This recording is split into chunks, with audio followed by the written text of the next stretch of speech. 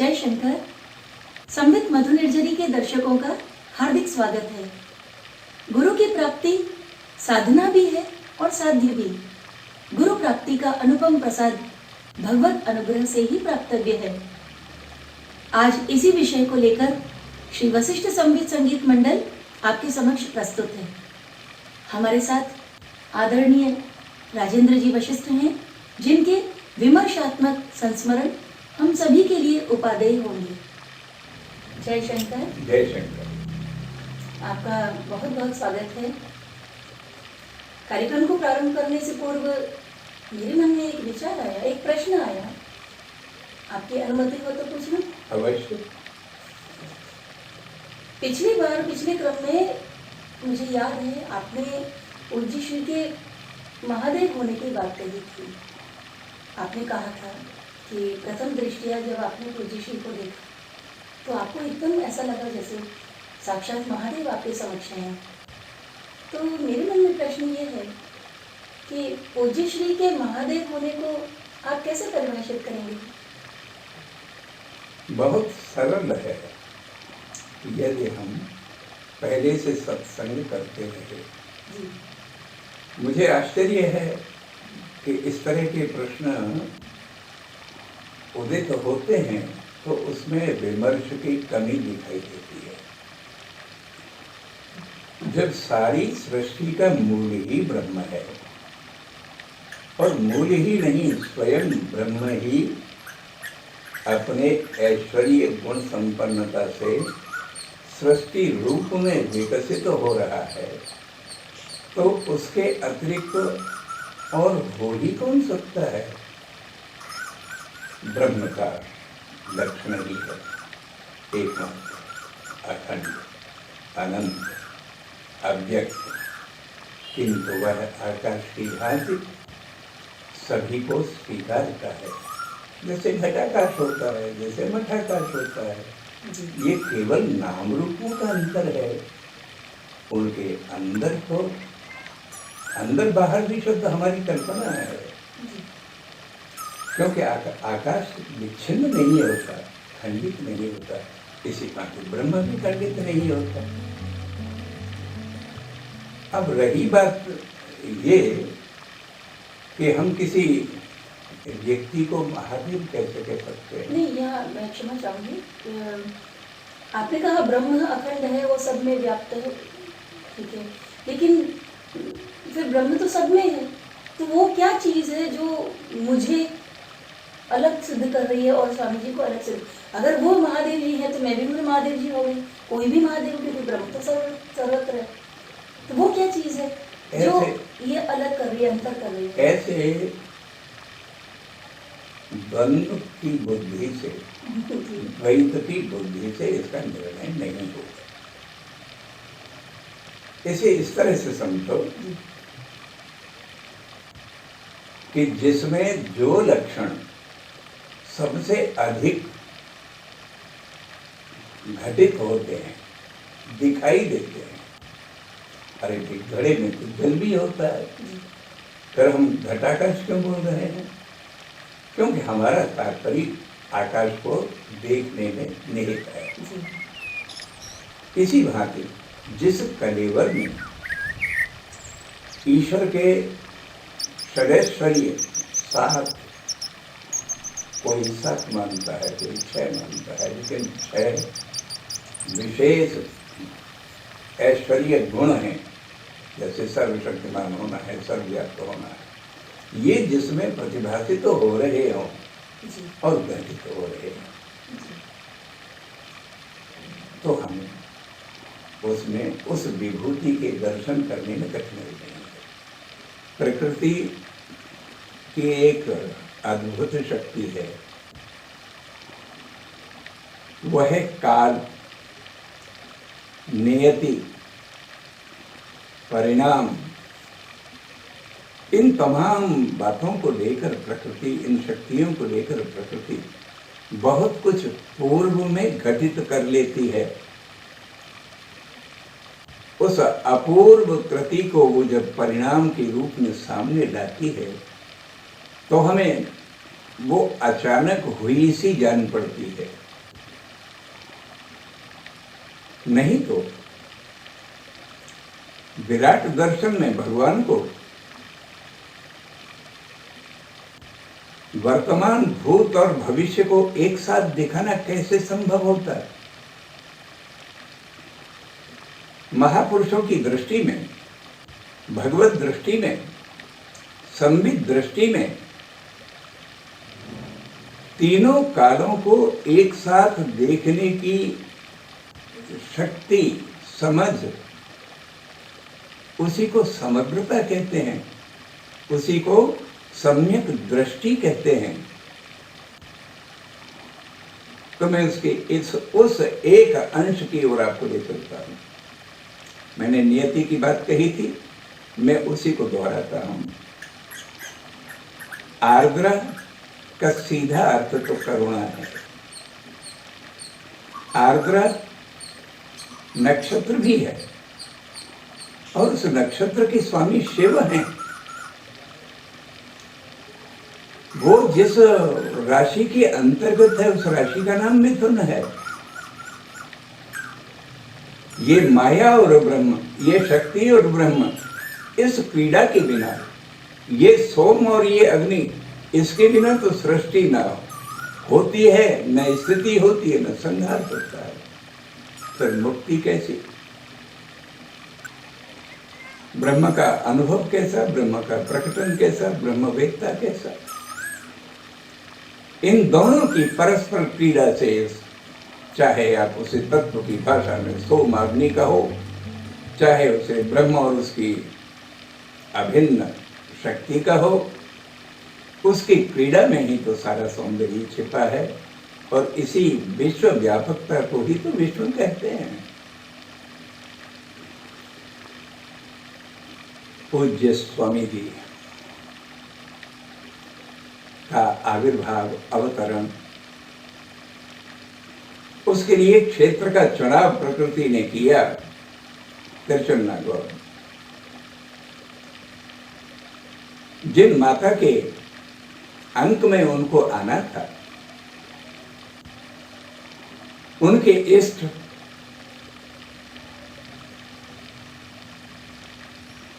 वहीं उद्भव जिनका हुआ, वो गौरी, महेश, उमा महेश्वर, अर्धांग, अर्धनारीश्वर, आप उनके भिन्न भिन्न नामों से जैसे भी स्तुति करें, वहाँ एक स्वयंभू लिंग है पहाड़ी के ऊपर, जिसमें आधा गौरंग है और आधा रक्ताभ है। उस तीर्थ स्थल में उन दिनों भी, जबकि माताओं को आना जाना बहुत कठिन होता है, वो निरंतर उनकी अर्चना करती रहीं, अभिषेक करती रहीं, प्रणाम करती रहीं, उनका प्रसाद पाती रहीं, उनका चिंतन करती रहीं। इन तमाम समुचित साधनों को उस आर्द्रा नक्षत्र ने स्वामी जी का कलेवर दे दिया।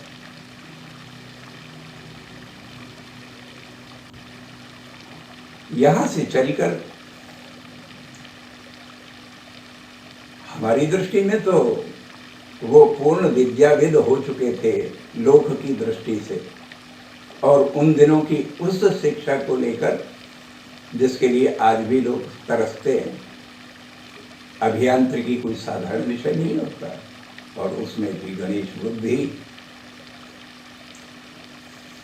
अब तो सीधा गृहस्थ में जाने की बात सोचनी चाहिए थी, जिसको हम अपना भविष्य कहते हैं। उस भविष्य की बात सोचनी चाहिए थी, नहीं। उनके लिए स्वाभाविक था आत्मस्वरूप का चिंतन, वही भगवत दर्शन, वही भगवत प्राप्ति, वही मुक्ति। और ये उनको ले गई काशी। वहां काशी में उनका जो भी गुरु सन्निधि में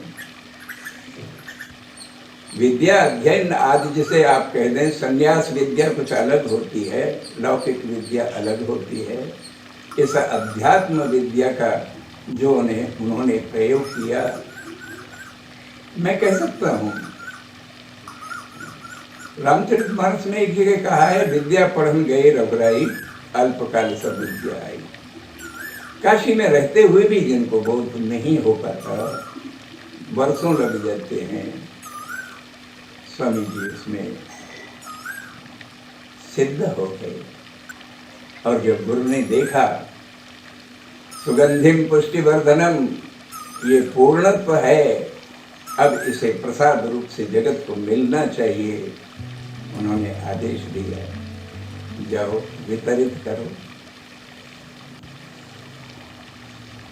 वहां से अर्बुदाचल पहुंचना, जो स्वयं पूर्व में ही कैलाश यात्रा कर चुके हों, उनके लिए अर्बुदाचल मुग्ध करे, उसमें उनको अपनी साधना का परिपाक दिखाई दे, ये निश्चित रूप से ये उनकी परवशता नहीं थी, पर उनका लीला विहार अवश्य था।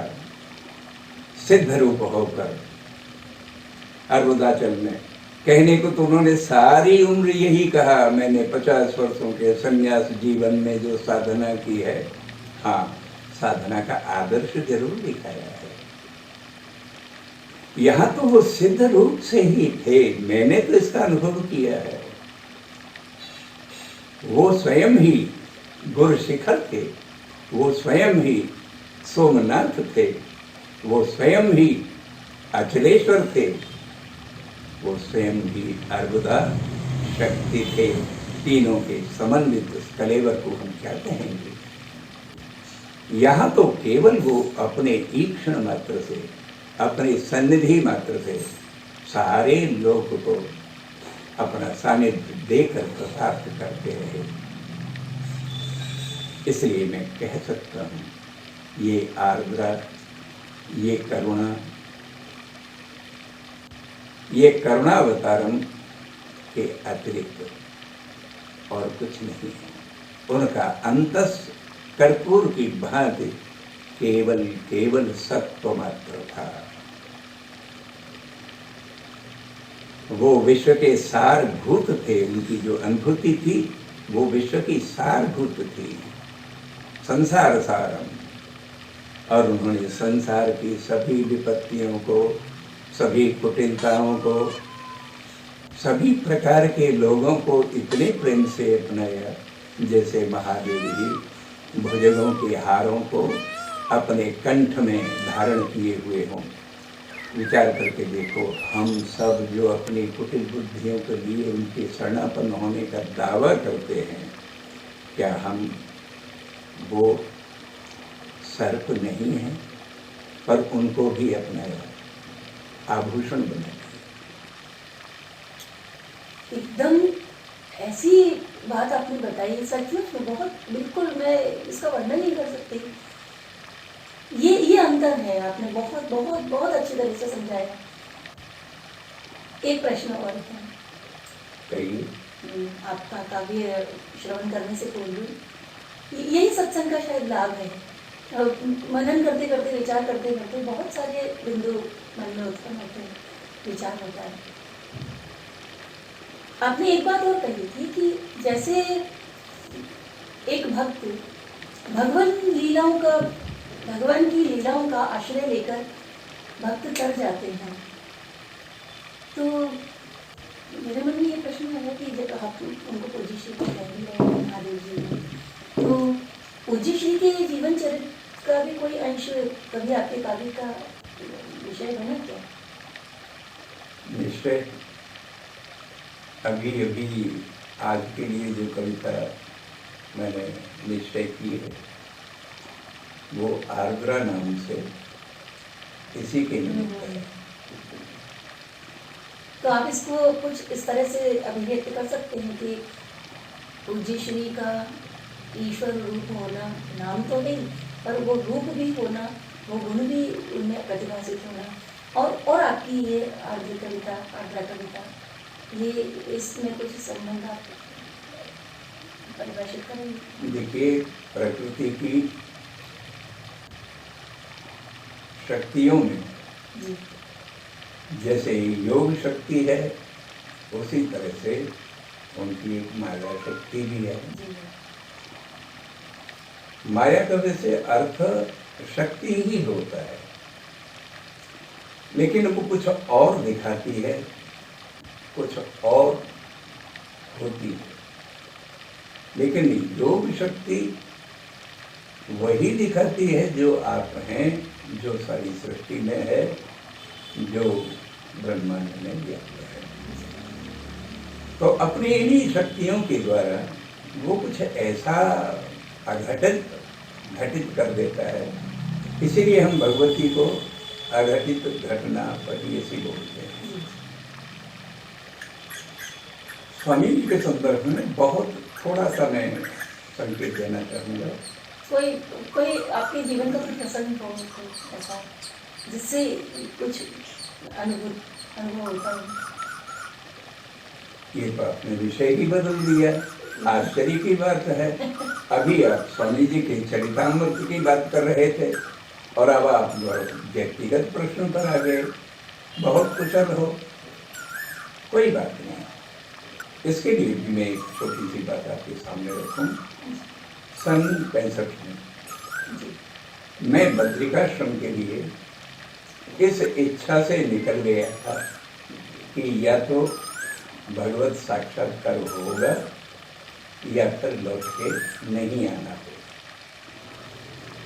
बद्रिकाश्रम के उस प्रवास में अर्धरात्रि के समय नर नारायण दो शिखरों के बीच की उपत्यका में दिव्य भव्य किंतु रौद्र मूर्ति का दर्शन हुआ। वो मेरे आराध्य महादेव ही थे, पर उनका जो कलेवर था वो मेरे चिंतन, मेरी कल्पना, मेरे संस्कार, मेरे द्वारा देखे हुए चित्रों से सर्वथा भिन्न था।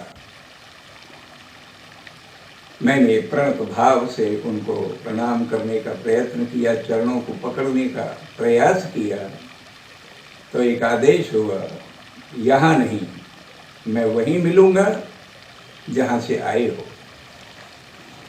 मैं स्तब्ध। एक क्षण के विराम के बाद फिर से वो रौद्रता एक मधुर मुस्कान में बिखर गई और कहा, पतन नहीं होगा, मैं हूं ना। वापस लौटा तो पूरा बंधन तैयार था। विवाह हुआ, जोधपुर लौटा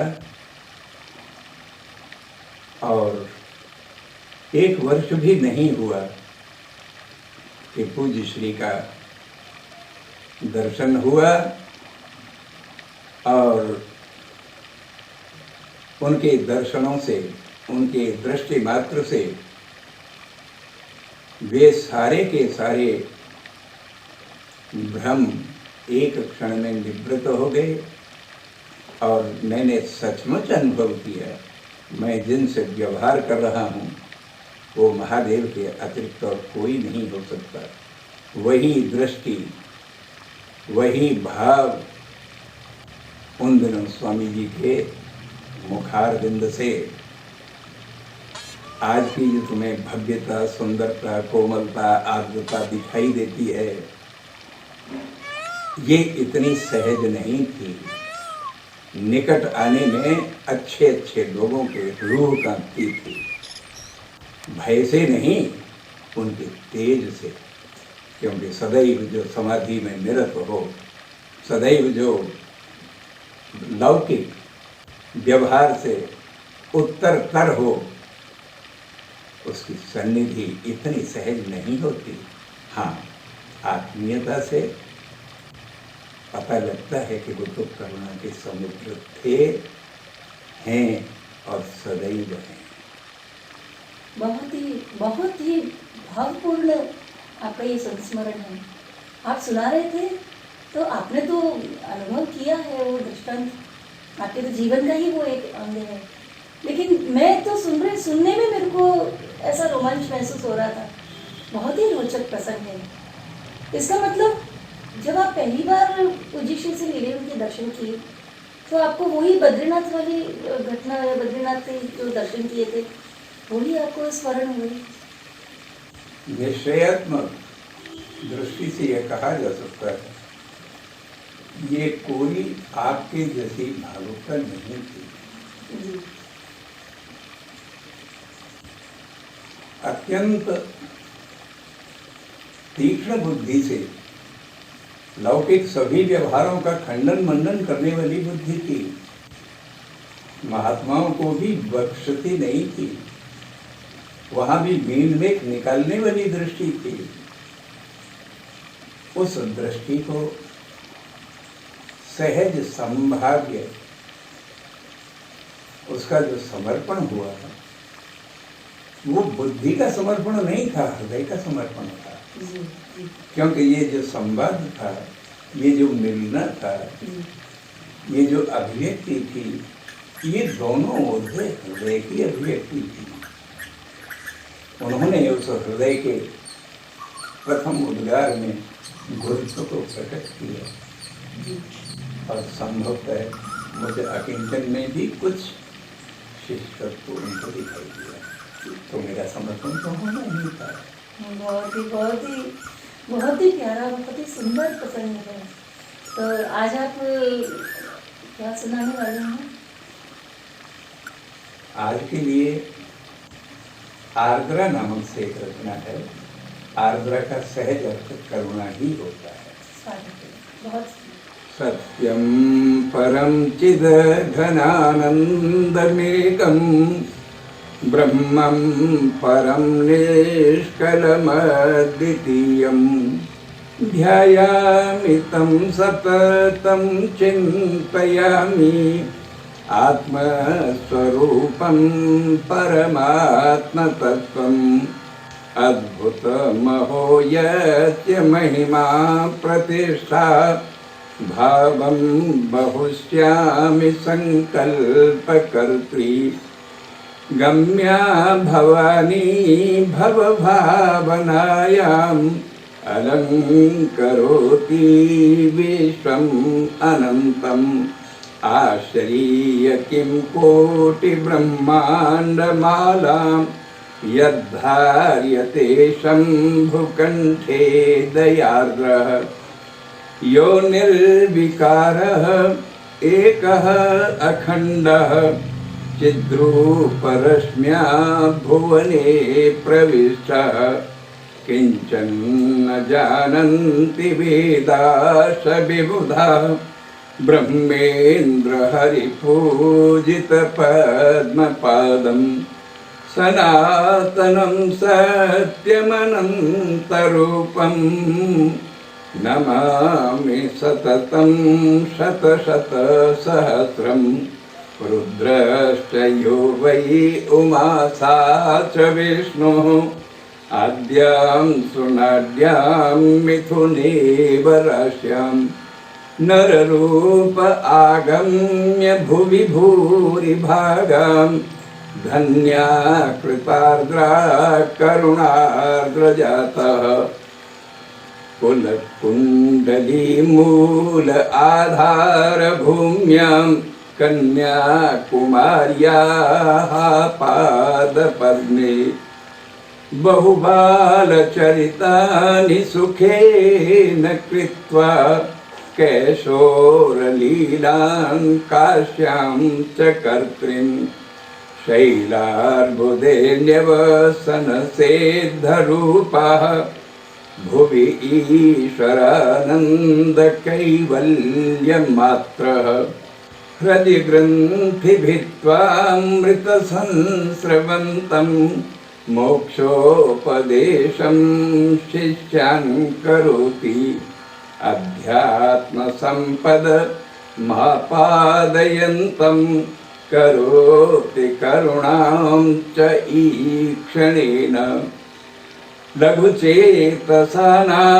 विनयेन आर्द्रः करुणार्द्रजातः कारुण्यरूपः मन्दाय माता वित्ताय तातः हीनाय वित्तं निरीहाय मित्रम् विद्यापराय च साधकानां नमोऽस्तु सर्वस्य च आश्रितानां नमोऽस्तु संवित् सुधाश्रितानां नमोऽस्तु संवित् सुधाश्रितानाम्। मंदाय माता वेत्ताय तातः हीनाय वित्तम निरीहाय मित्रम। गुरु मंद के लिए मातृवत, ज्ञानी के लिए पितृवत, निर्धन के धन, अकिंचन के लिए मित्रवत व्यवहार कर उनका उद्धार करते हैं, उनको सतपथ का पथिक बनाते हैं। इन दो पंक्तियों में पूज्य श्री का समस्त चरित्र समाविष्ट है। पूज्य श्री के चरणों में कोटिशः प्रणाम। इसके साथ ही विदा लेते हैं। शीघ्र ही पुनः मिलेंगे एक नूतन रचना एवं नूतन संस्मरण के साथ। जय शंकर।